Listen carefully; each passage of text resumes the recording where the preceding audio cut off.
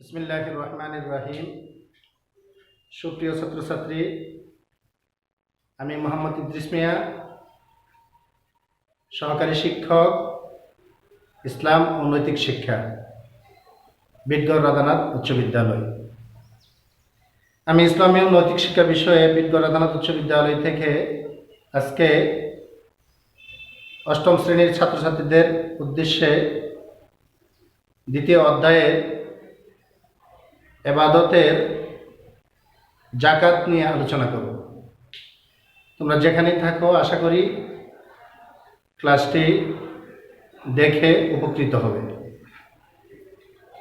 আসলে কোভিড-19 কারণে সারা দেশব্যাপী তোমরা জানো যে স্কুল অর্থাৎ ক্লাস কার্যক্রম বন্ধ আছে, যার কারণে আমরা অনলাইনে তোমাদেরকে আজকের এই ক্লাসে স্বাগতম জানাচ্ছি। অষ্টম শ্রেণীর ছাত্রছাত্রীরা, তোমরা জানো যে তোমাদের দ্বিতীয় অধ্যায়ে ইবাদতের মধ্যে দ্বিতীয় অধ্যায়ের জাকাত নিয়ে আমি আলোচনা করব। ইবাদত শব্দের অর্থ হলো দাসত্ব করা, আনুগত্য স্বীকার করা, আদেশ পালন করা, নিষেধ বর্জন করা, অর্থাৎ জীবন পরিচালনা ইসলাম অনুযায়ী করা। ইসলাম হলো একটা পরিপূর্ণ জীবন বিধান। এর মৌলিক 5টি বিষয়, যথা কালিমা, নামাজ, রোজা, জাকাত ও হজ। যথাযথ পালনের নামই হলো ইবাদত। আবার মানব জীবনের প্রতিটি কাজ ইসলামী বিধিবিধান অনুযায়ী সম্পন্ন করাও একটা ইবাদতের অন্তর্গত। পৃথিবীর সকল সৃষ্ট বস্তু মানুষের কল্যাণের জন্য সৃষ্টি করা হয়েছে, আর মানুষ ও জিন জাতিকে আল্লাহ তাআলা তার ইবাদতের জন্য সৃষ্টি করেছে। আসো আজকে আমরা আমাদের পাঠে আসি, অর্থাৎ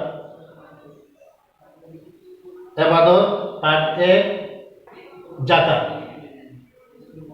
জাকাতের পরিচয় আমরা আজকে প্রথমেই জেনে নেই জাকাতের পরিচয়। জাকাতের আবেদনই করতে হলে বৃদ্ধি, পবিত্রতা, পরিচ্ছন্নতা ইত্যাদি। ইসলামী পরিভাষায় ধনী ব্যক্তিদের নিসাব পরিমাণ সম্পদ থাকলে নির্দিষ্ট অংশ গরিব অভাবী লোকদের মধ্যে বিতরণ করে দেওয়াকে জাকাত বলে। জাকাত প্রদানের মাধ্যমে সম্পদ ব্যক্তি বিশেষের হাতে আর পুঞ্জীভূত থাকে না।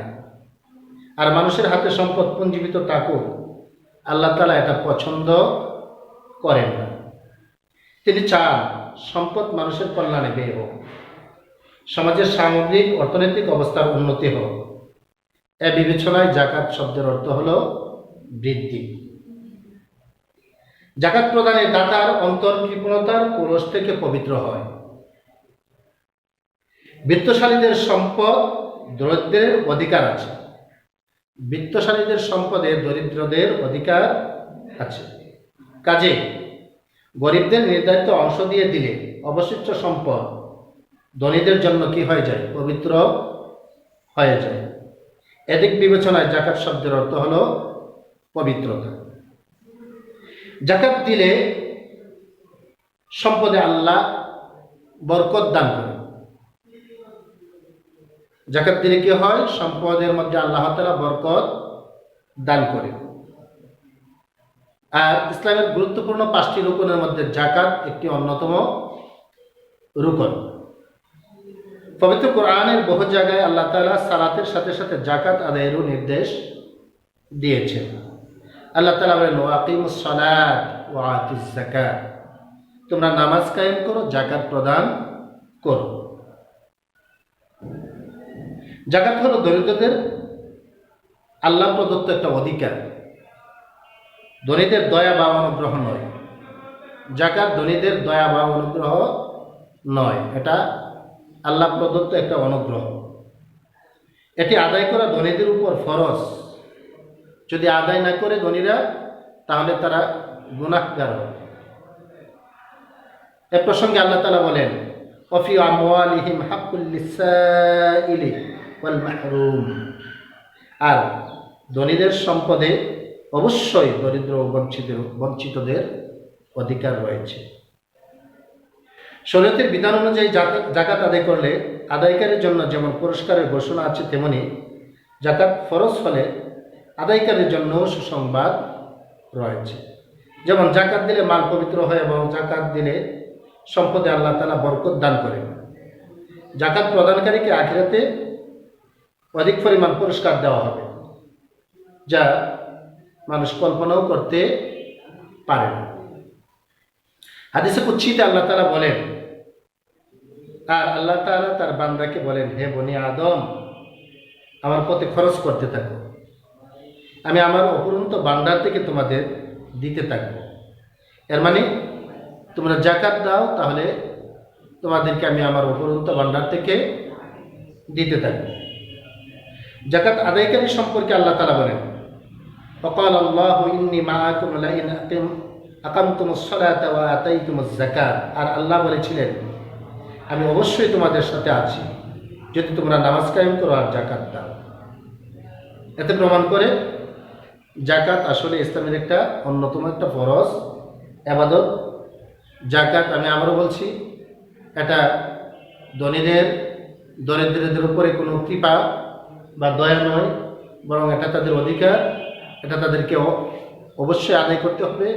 যদি আদায় না করে তাহলে তারা গুনাহগার হবে।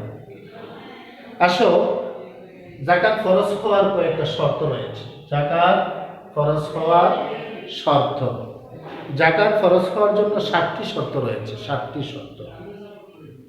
1 নম্বরে মুসলমান হওয়া। জাকাত আদায়কারীকে অবশ্যই মুসলমান হতে হবে। অমুসলিম বা অন্য কোনো জাতির উপরে আল্লাহ তাআলা জাকাত ফরজ করেন নাই। 2, নিসাবের মালিক হওয়া। অর্থাৎ যে পরিমাণ সম্পদ থাকলে, মালে নিসাব বলা হয় ন্যূনতম সম্পদ, অর্থাৎ যে পরিমাণ সম্পদ থাকলে জাকাত ফরজ হয়, ততটুকু সম্পদের মালিক হতে হবে, নতুবা তার উপরে জাকাত ফরজ হবে না। নিসাব পরিমাণ সম্পদ প্রয়োজনের অতিরিক্ত হওয়া। 3, নিসাব পরিমাণ সম্পদ প্রয়োজনের অতিরিক্ত হওয়া। অর্থাৎ যেসব দ্রব্যের উপর মানুষের জীবনযাপন নির্ভর করে, যেসব জিনিসপত্রকে প্রয়োজনীয় দ্রব্য বলে, যেমন খাওয়া দাওয়া, পোশাক পরিচ্ছদ, বসবাসের ঘর বাড়ি, পেশাজীবীর যন্ত্রপাতি, যানবাহন, নৌকা, সাইকেল, মোটর, পশু, কৃষিকাজের সরঞ্জাম, লেখাপড়ার সরঞ্জাম, এসব প্রয়োজনীয় জিনিসের অন্তর্ভুক্ত। এগুলোর উপর জাকাত ফরজ হবে না। এগুলি ব্যতীত নির্দিষ্ট পরিমাণ সম্পদ, অর্থাৎ জাকাত যদি এরকম থাকে যে আমার প্রয়োজনীয় খরচ বাদে আমার মালে নিসাব, অর্থাৎ নেসাব বলা হয় 7.5 ভরি বা 7.5 তোলা স্বর্ণ এবং 52 তোলা রূপের মালিক হলে তখন তাকে মালে নিসাব বলে। এই সম্পদ যদি প্রয়োজনের অতিরিক্ত হয় তাহলে তার উপরে জাকাত ফরজ হবে। 4 নম্বরে আসে আমরা ঋণগ্রস্ত না হয়। মনে করো আমার কাছে 10 লক্ষ টাকা আছে, কিন্তু আমার ঋণও আছে 12 লক্ষ টাকা, তাহলে আমি কি হয়ে গেলাম? ঋণগ্রস্ত হয়ে গেলাম। এই ঋণগ্রস্ত অবস্থায় আমার উপরে জাকাত ফরজ হবে না। আমি যদি ঋণ দিয়ে দিই তাহলে তো আমার আর কিছুই থাকে না, তাহলে আমি জাকাত দিব কোথায় থেকে? এজন্যে ঋণগ্রস্ত ব্যক্তির উপরে জাকাত ফরজ নয়। 5, মাল 1 বছর স্থায়ী থাকা। মাল 1 বৎসর কাল স্থায়ী থাকা, অর্থাৎ নিসাব পরিমাণ সম্পদ যদি ব্যক্তির কাছে পূর্ণ 1 বৎসর কাল স্থায়ী থাকে তাহলেই তার উপরে জাকাত ফরজ। মনে করো সাপোজ আজকে আমার কাছে 5 লক্ষ টাকা আছে, এই অক্টোবর মাস, নভেম্বরও ছিল, ডিসেম্বরও ছিল, জানুয়ারিতে ছিল, এরপরে আর নাই, তাহলে আমার উপরে জাকাত ফরজ হবে না।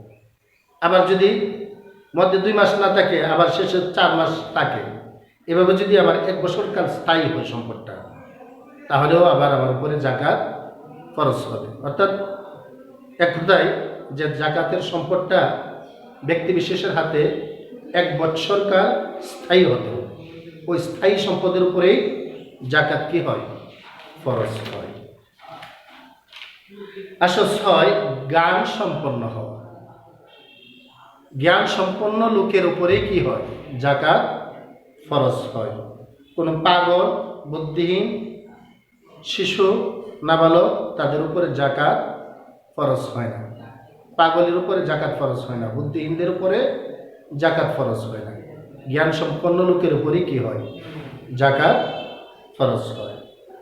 7, বালেগ হওয়া। আমি আগে বলে ফেলেছিলাম, অর্থাৎ জাকাত দাতাকে অবশ্যই প্রাপ্তবয়স্ক বা বালেগ হতে হবে।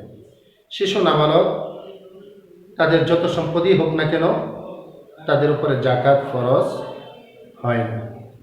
জাকাতের নিসাব। আসো, জাকাতের নিসাব অর্থাৎ নিসাব একটা আরবি শব্দ, অর্থাৎ নির্ধারিত পরিমাণ। যে পরিমাণ সম্পদ থাকলে জাকাত ফরজ হয়, ন্যূনতম সম্পদ যতটুকু সম্পদ থাকলে জাকাত ফরজ হয়, এই সম্পদটাকে বলা হয় জাকাতে নিসাব। অর্থাৎ সারা বছর জীবনযাত্রার প্রয়োজনীয় ব্যয় নির্বাহের পর বছর শেষে যার হাতে নিসাব পরিমাণ সম্পদ উদ্ধৃত থাকে তাকে বলা হয় সাহিবে নিসাব বা নিসাবের মালিক। আর সাহিবে নিসাবের উপরে জাকাত ফরজ। নিসাবের পরিমাণ হলো সোনা কমপক্ষে 7.5 তোলা অথবা রূপা কমপক্ষে 52.5 তোলা অথবা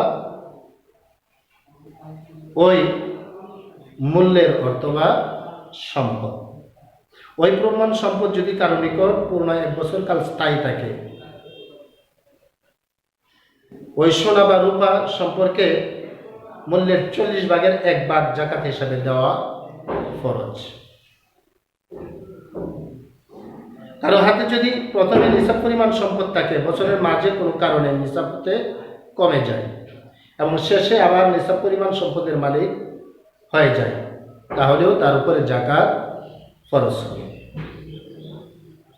আসলে স্ত্রীদের ব্যবহার্য সোনা রূপা অলঙ্কার জীবনের প্রয়োজনীয় মৌলিক বস্তু এগুলির অন্তর্ভুক্ত, জাকাতের অন্তর্ভুক্ত নয়। কাজেই অলঙ্কার নিসাব পরিমাণ হলে তাকে জাকাত দিতে হবে। সোনা রূপা ব্যতীত অন্য কোনো ধাতু তথা তামা, কাঁসা, পিতল ইত্যাদি ব্যবহার্য জিনিস হিসাবে থাকলে জাকাত দিতে হবে না। তবে সোনা রূপা থাকলে ব্যবহার্য হলেও এটা জাকাত দিতে হবে। তবে ব্যবসায়ী সামগ্রী হলে জাকাত দিতে হবে। এর জন্য শর্ত হচ্ছে এসব সামগ্রী 1 বছর কাল স্থায়ী থাকা এবং নিসাব পরিমাণ হওয়া। আসো আমরা সর্বশেষ যেটা বলছি, অর্থাৎ জাকাতের মাসারিফ। জাকাতের মাসারিফ, জাকাতের মাসারিফ 8টি।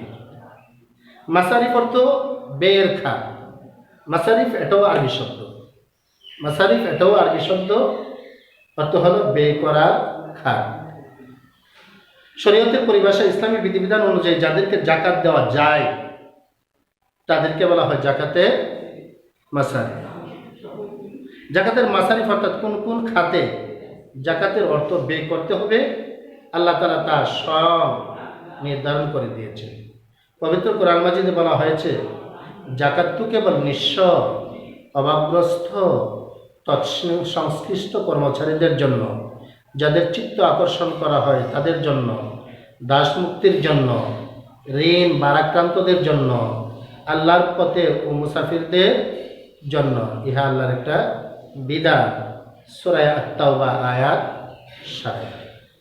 আসো আমরা জাকাতের মাসারিফ 8টি সংক্ষেপে বলছি। কাকে কাকে জাকাত দেওয়া যাবে আলোচনা করেছিলাম 7টি। কে কোন কোন ব্যক্তি জাকাত দিতে হবে, আর এখন হলো জাকাতের মাসারিফ অর্থাৎ কাকে দিতে হবে, কে কাকে জাকাত দিবে। 1, অভাবগ্রস্ত বা ফকির জাকাত খাইতে পারবে। অভাবগ্রস্ত বা ফকিরকে কি করা যাবে? জাকাত দেওয়া যাবে। 2, সম্বলহীন মিসকিন, ফকিরের চেয়ে একটু উপরে সম্বলহীন মিসকিন, তাকেও জাকাত দেওয়া যাবে। জাকাতের জন্য প্রয়োজনীয় নিয়োজিত কর্মচারী বৃন্দ। জাকাত আদায়ের জন্যে নিয়োজিত কর্মচারী বৃন্দ তাদেরকেও জাকাত দেওয়া যাবে। মন জয় করার উদ্দেশ্যে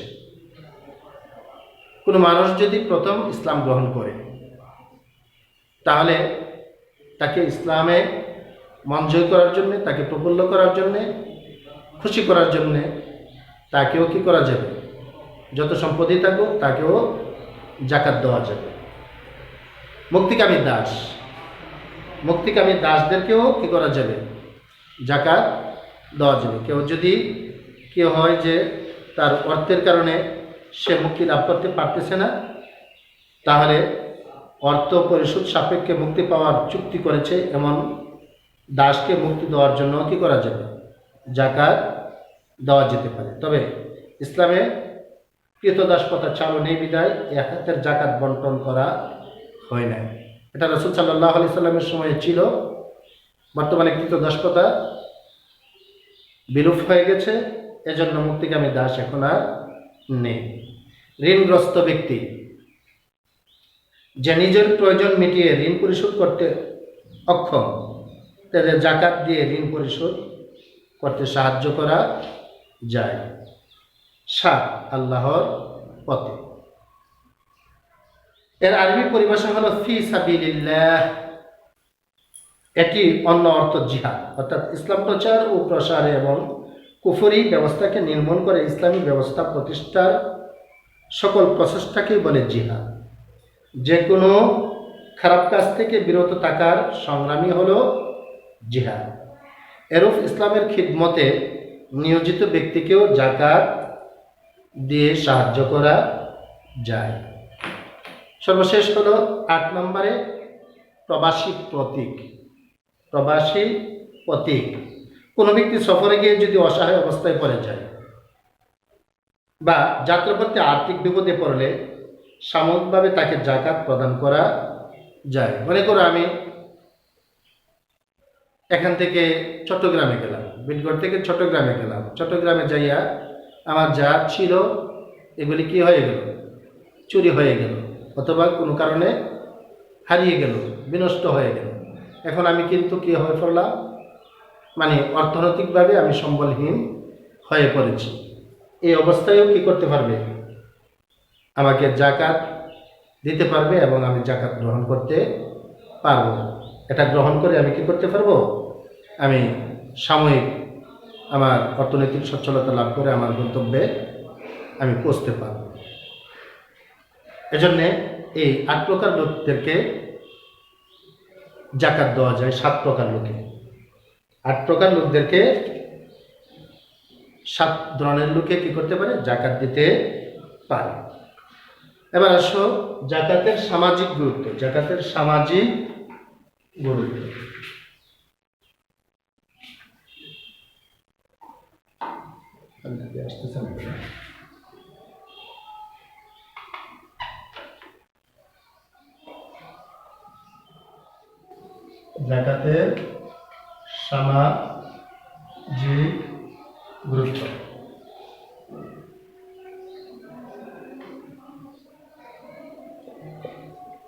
জাকাতের সামাজিক গুরুত্ব।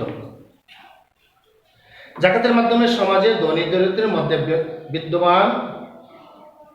বিরাজমান বৈষম্য কি হয়, দূর হয়। তাদের মধ্যে অর্থনৈতিক সমতার ক্ষেত্র প্রস্তুত হয়।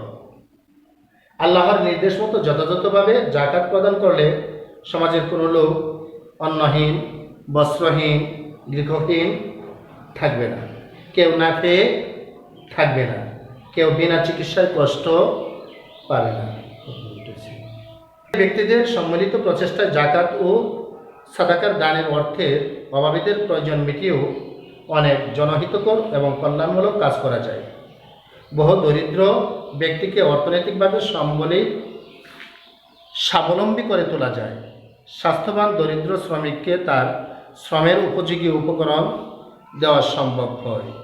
দরিদ্রের মাঝে সেবামূলক অনেক প্রতিষ্ঠান যেমন ইয়াতিমখানা, দাতব্য চিকিৎসালয় প্রভৃতি স্থাপন করা যায়। এমনইভাবে সম্মিলিত প্রচেষ্টা চালালে এমন এক সময় আসবে যখন জাকাত গ্রহণ করার লোক খুঁজে পাওয়া যাবে না।